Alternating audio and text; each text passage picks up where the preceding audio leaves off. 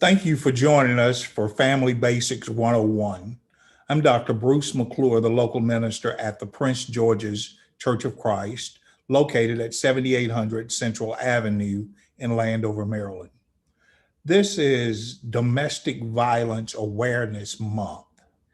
And the information that I've been sharing throughout the week and that will continue into next week is information that came from a training series that I participated in several years ago from the National Coalition Against Domestic Violence.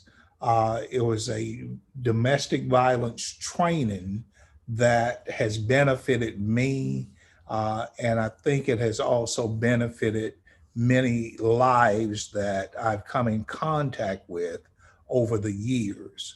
Today, we will continue our series by looking at some misconceptions about what happens when relationships end from individuals who are perpetrators of domestic violence. Ending the relationship doesn't necessarily mean the abuse ceases. Domestic abuse is unlikely to end just because the victim ends the relationship. It often continues or escalates at separation as a continuation of the coercive control. Remember yesterday when we looked at the wheel, and at the center of the wheel was power and control? Typically, people who are just dead set on controlling other people have a mindset that even if they're no longer in the relationship, they still maintain all of the power and control over the individual who once was in a relationship with them.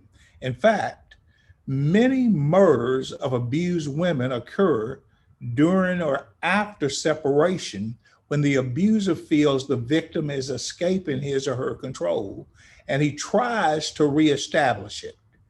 Uh, Many years ago, especially those of you who are in the Washington, D.C. area, you might remember the D.C. sniper. Well, that DC sniper situation where many people were killed, uh, even as Malvo was coming across the country to Maryland, those individuals were not his target. They were victims, but they were not his target. His target was an ex wife who lived in Prince George's County, Maryland.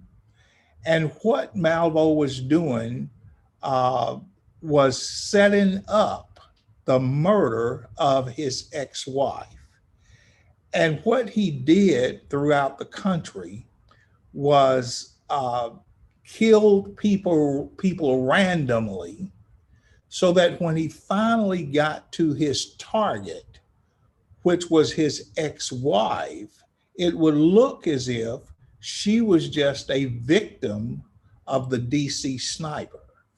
But the goal of the DC sniper was to continue the abuse of an ex wife. Ultimately, he was arrested and he was executed for the murders. And only God gets the glory for his wife escaping further abuse by her ex husband. Domestic abuse is not caused by separation only. See, sometimes people will conclude, well, because the person wants to get out of the relationship, this is going to create domestic abuse. Such thinking can lead to a grossly underestimation the danger to the victim. People are sometimes thinking, well, as long as I stay in the relationship, uh, and don't try to get out of the relationship, I'm safe. Unlike people who abuse their partners, those who engage only in separation related violence are typically ashamed of what they have done, and they might stop after one or two episodes unless other underlying mental health situations, such as borderline personality disorder, sociopathic behaviors, narcissistic behaviors, and oppositional defiance, or other issues are present. Now, why is that important? Many people, like I mentioned earlier in the presentation this week, they'll go to the courts and they'll get ex parte stay away orders. They'll get the courts involved. Uh, and when a person is mentally defiant, it doesn't matter what piece of paper they have in their hand, because to that individual, his mind or her mind has already been made up that nobody has the power or the control over me to tell me who I can and cannot interact with, even if it's unhealthy. So when we deal with mentally challenged individuals, borderline personality disorder, those individuals think the law does not apply to them. They think they can outmaneuver, outtalk, manipulate themselves away from what the law says, regardless of if they have a stay away order or whatever in their hand. Uh, Oppositional defiant individuals would simply say, I don't care what you say. This is what I'm going to do. And the individual who is the victim in a relationship can think, well, now that the person has been served, now that the person has been warned, they will leave me alone permanently. Maybe and maybe not. Therefore, the victim, the abused, must always make sure that he or she are still putting preventative things in place to protect themselves. Here's why. The results of abuse upon a victim is long lasting. Injuries, from minor to severe, are highly likely when you're dealing with domestic violence. But those injuries are just the scars. But the mental anguish is what's going to last and last and last. And every time the person look at that external scar, it kind of sets them back into what I have in one of the boxes of PTSD. It puts them right back into how they got those scars, whether they were minor or severe. Uh, Victims of domestic violence can also, and typically do, experience stress related illnesses and long term disabilities. Uh, their bodies are not truly able to settle down. They're always on edge, kind of hypersensitive. Uh, Although they're in a safe place, if a person has been exposed to domestic abuse, domestic violence, it is very, very challenging for them to let go of the stress related illnesses, to let go of being worried and anxious. Uh, and it's a long term fallout from being the victim of domestic violence. There can be unwanted pregnancies. Uh, a person abuses a person, and basically, as we talked on yesterday, they will have sex with them, but it's forced sex, although it's in what we would call an intimate partner relationship, but it's forced sex.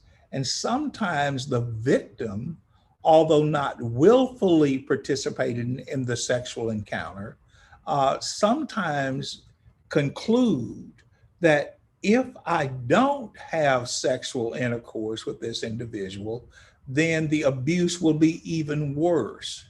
So, what they're trying to do is to mitigate the abuse. Sometimes individuals that don't understand how abuse operates will say, why would you allow yourself to have another child by this individual? Well, you have to move yourself to the mind of the abused. The abused person is doing everything he or she can to minimize the abuse. When we are looking at it from the outside in, it may sound illogical, but if you're in the midst of that abuse, you're constantly trying to survive the best way you can. Uh, Another fallout from abuse and domestic violence is a loss of work time, unemployment, and poverty. Who wants to go to work if they've been up all night long, being screamed and yelled at, thrown across a room, cursed at, intimidated, beaten? They don't have the energy, they don't have the desire, they're dealing with the shame. So they will stay home until some of those wounds are healed. They may lose their job because they had to stay out so much. Uh, they may go into poverty, although they may be working, because the abuser can be misusing and taking the money and doing other things with it. Uh, Another result of domestic violence is the loss of children, the harm to children, parenting difficulties. Children are used in an ungodly way as a bargaining chip. And one of the things that happens, and this is a manipulation that takes place, it is amazing how in domestic violence situations, when you're dealing with sociopathic individuals, narcissistic individuals, borderline personality individuals, as the abusers, they are able to manipulate the judicial system. And the very people who are perpetrating the abuse is able to manipulate the judicial system to give them greater control over the children. In fact, the judicial system really is not designed to protect the abused. The judicial system, with the abused person, they just get a good lawyer. And the abuser tells the lawyer what they want the lawyer to get up and defend, to argue, to plead the case for. And the abuser just sits there in the courtroom with a smirk on his or her face. And the judge is more impressed by the presentation of the attorney than he or she might be by taking time to really track the history, the mental health history, the family history of the abuser. So it's not rare, it's not unheard of for the abuser to end up with the children. It's not unheard of, it's not rare for the abused to tolerate the abuser for fear that the abuser is going to get the children. Another result of domestic violence and abuse are these mental health situations, post traumatic stress syndrome, depression, substance abuse, out of control medications, drugs, alcohol. And the thing about that is the individual who is being abused is trying to regain control of the out of control stress. They're attempting to regain control of their fears that I'm going to lose my job. I have lost my job. I don't have the resources to pay my bills. Uh, so, on one hand, individuals from the outside looking in will see the individual who is being abused as, but you're a drug user, you're drinking too much. But what they fail to understand, it doesn't make it right, but what people fail to understand is the abused is trying his or her best to regain a degree of normalcy, a degree of control over their lives. Another result of domestic violence, domestic abuse, is death. About one third of females murder victims each year are killed by an intimate partner. That's a sad commentary. One third of the female murdered every year, the murder victims of females every year, you can trace it back to domestic violence.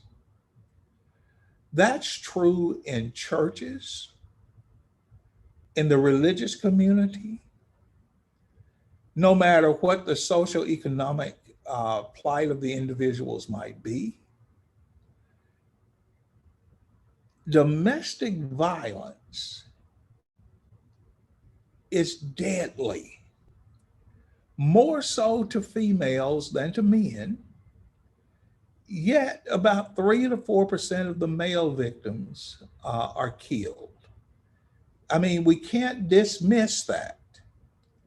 But ultimately, people die because of domestic violence.